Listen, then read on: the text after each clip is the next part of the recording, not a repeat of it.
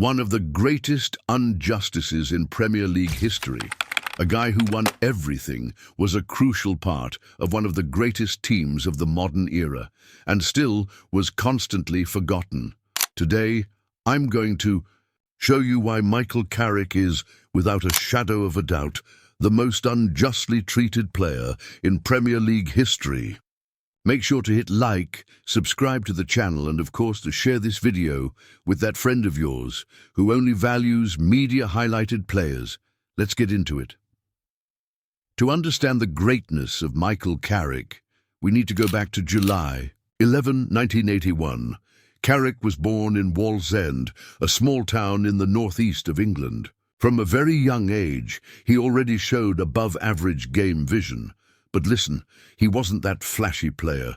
He wasn't the guy with the tricks, the step-overs, or the stunning goals from outside the box. He was the silent maestro, the brain who made everything work. Carrick began his professional career at West Ham, debuting in 1999. And right from the start, he showed he was different. He had a refined pass, flawless ball control, and a game reading that seemed like it belonged to a veteran. And get this, all of this at just 18 years old. But that was just the beginning. In 2004, he moved to Tottenham. There he played well, but it wasn't until 2006 that the world started to understand who Michael Carrick really was. Manchester United, under the leadership of Sir Alex Ferguson, saw an opportunity there. Ferguson knew he was signing a high-level player, even though a lot of people in the media didn't even mention it. And that's when everything changed. Carrick arrived at United and became a key player in midfield. But wait, a really key. A player. Between 2006 and 2018, he was part of practically every major achievement at the club. We're talking about 5 Premier League titles, 1 Champions League, 1 FA Cup, 1 League Cup, 1 FIFA Club World Cup, and several Super Cups. But, want to know the most absurd thing? During all this time, Carrick was practically ignored by individual awards, the media, and even by part of the English fan base. He never won Player of the Season. He was never considered one of the best midfielders in the world by international critics. He was never valued the way he should have been.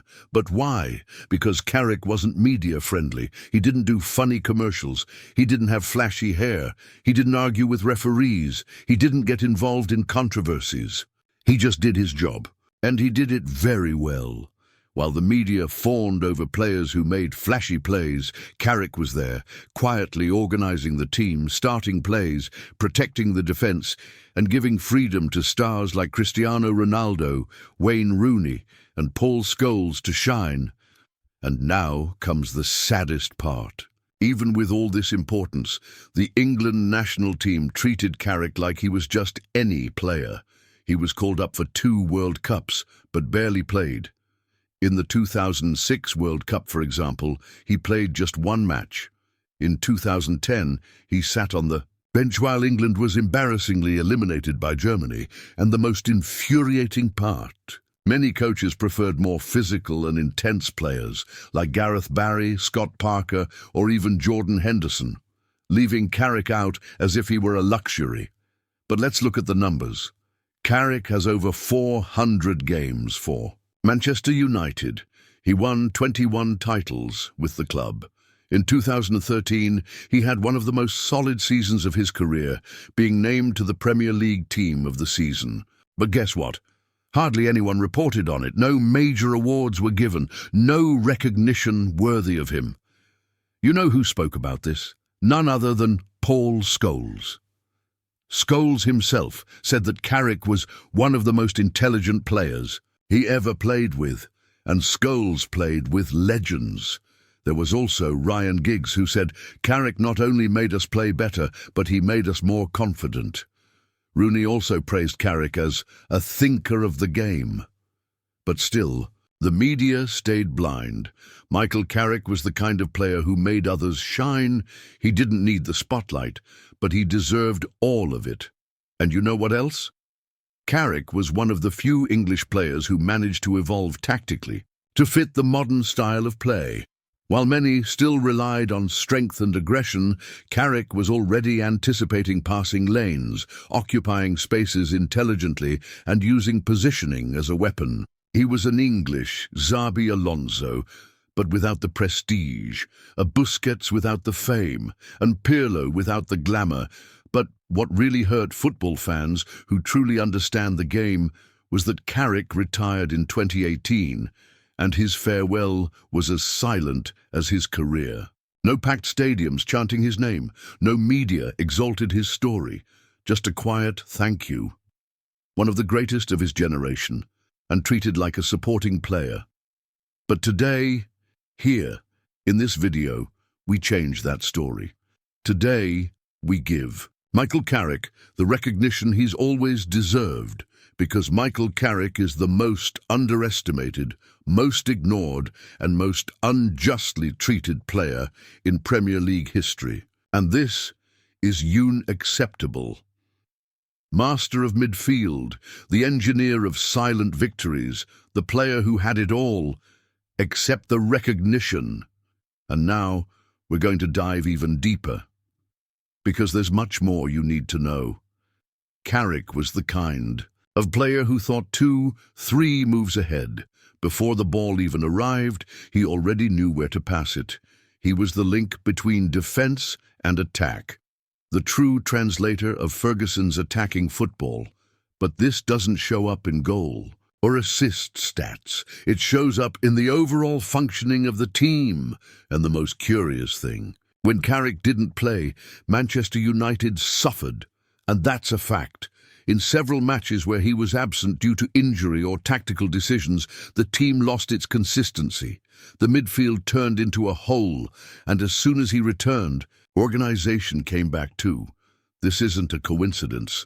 This is tactical genius. And I ask you, how many players do you know who win 5 Premier League titles, a Champions League, and are considered by their teammates as the brain of the team, but have never even been nominated for awards like the Ballon d'Or, UEFA Player of the Year, or Player of the Year in England? That's right, 0, only Carrick, and it doesn't stop there. Let's talk about something few people mention, the comparison with other legends from the same era. Here we go.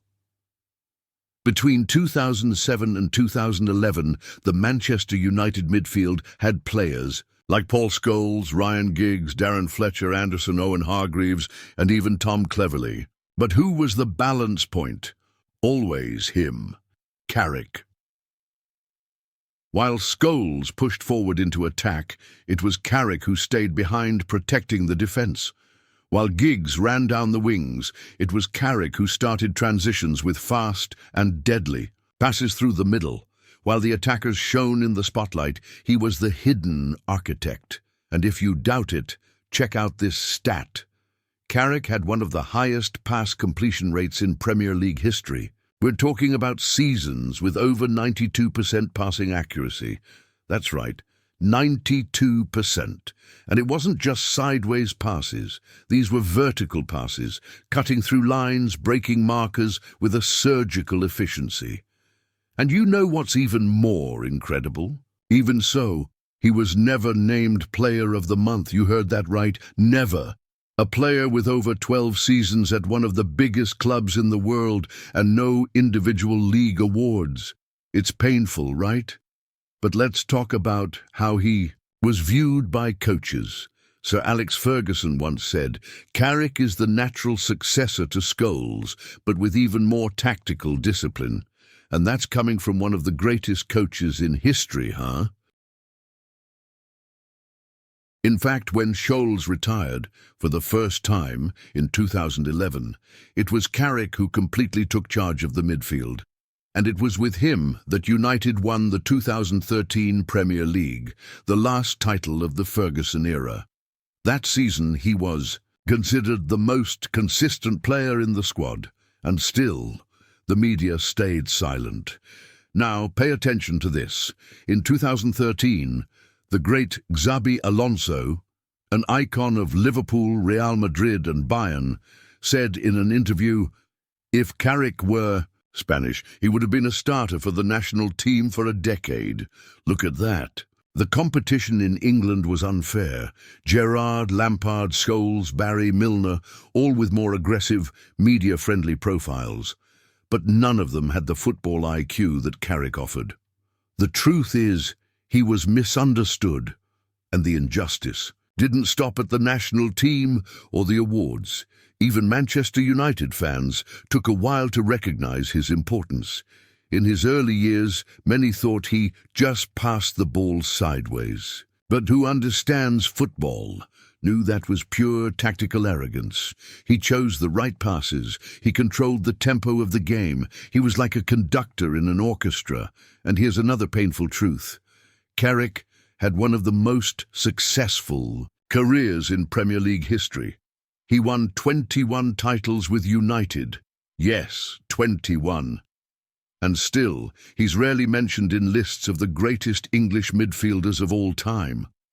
When they talk about the best, they remember Gerrard, Lampard, Scholes, even Joe Cole. But they forget him, the most complete of them all. And if you think this is over, just wait. Because in the third part, we'll dive into the deepest details of this story. The injuries that affected the end of his career, his transition to coaching, and how today he's finally starting to receive some of the recognition he always deserved. So, stick around, because I'm going to show you how time is starting to do justice to one of the most underestimated players in history. After more than a decade at the heart of Manchester United, being the silent engine of the team, Carrick started to experience what every player faces, the weight of age. But unlike others who push until the end, he made the transition with dignity. And note, even as a veteran, he still taught lessons on the field. In his last seasons, he wasn't a guaranteed starter anymore, but when he played, it was like time stopped. The refined touch, the absurd game reading, the space control, everything was still there. But in the midst of a squad overhaul and coaches who didn't fully understand his tactical value, Carrick started spending more time on the bench than on the field. But even on the bench, he made a difference. They say great leaders are those who influence even without needing to speak. Carrick was like that. He didn't need to shout, he didn't need to show off. He showed with actions, with posture, with intelligence. And when Mourinho took over, in 2017, the Portuguese immediately recognized this. José Mourinho called him to his coaching staff right after his retirement. That's right.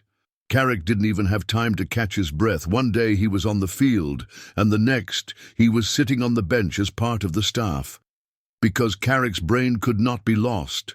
And you know why? Because Mourinho saw something the world took time to realize. Carrick was a tactical genius, not just as a player, but as a football mind. Mourinho knew that losing someone with that level of intelligence would be a crime against football. But let's go back a bit. Did you know that the end of his career was marked by a difficult and almost tragic moment? Yep. During a Champions League match against Burton Albion in 2017, Carrick suffered from a heart arrhythmia. His heart was beating irregularly, and this could have been fatal. After tests, it was found that he needed a minor surgery to correct the problem. That's when he decided it was time to stop, but what a dignified exit.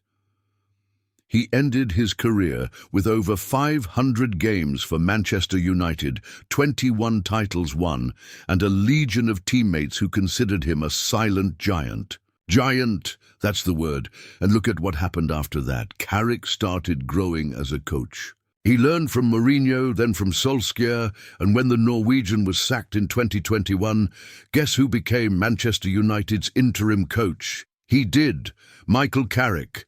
Yes, he took charge for 3 games, and in those 3 games, he left a mark. He beat Villarreal in the Champions League, drew with Chelsea, and won against Arsenal at Old Trafford. He showed calm, vision, and above all, personality. And note, he left the role right after by his own decision, even though he was praised by everyone. So, years later, he decided to pursue his path as a coach. He went to Middlesbrough in the Championship, and guess what? In less than a year, he transformed the team. He took an undervalued squad and led Borough to the promotion playoffs, with a modern, attacking, balanced style, building from the back, and a clear touch of someone who understands football deeply. Today, Carrick is one of the most promising young coaches in England. And finally, he's starting to get the recognition that was denied to him as a player. But you know what stands out in all this? Even with everything he's accomplished, Carrick never complained. He never made a scene, never asked for the spotlight, never pounded his chest demanding to be remembered. He simply played, won, stepped away, and is now coming back with the same elegance as always. And that's why, my friend, he is the most unjustly treated player in Premier League history. Because in a world where the media chases goals, tricks, and scandals, Carrick was the opposite. He was silence amidst the noise. He was efficiency amidst the showmanship. He was class in a game increasingly driven by shallow statistics. And now you know the true story. So next time they talk about the greatest in the Premier League, remember to mention Michael Carrick, because time might have taken a while, but the truth always comes out. And before I finish, my friend, listen to me. If you liked this video, don't forget to leave a like, share it with that friend of yours who loves football, and of course, subscribe to the channel. This really helps us bring stories like this that no one else is telling. And hey, the next video is already popping up on your screen, so you can keep going with this marathon of incredible football stories. I'm James, and I'll see you there.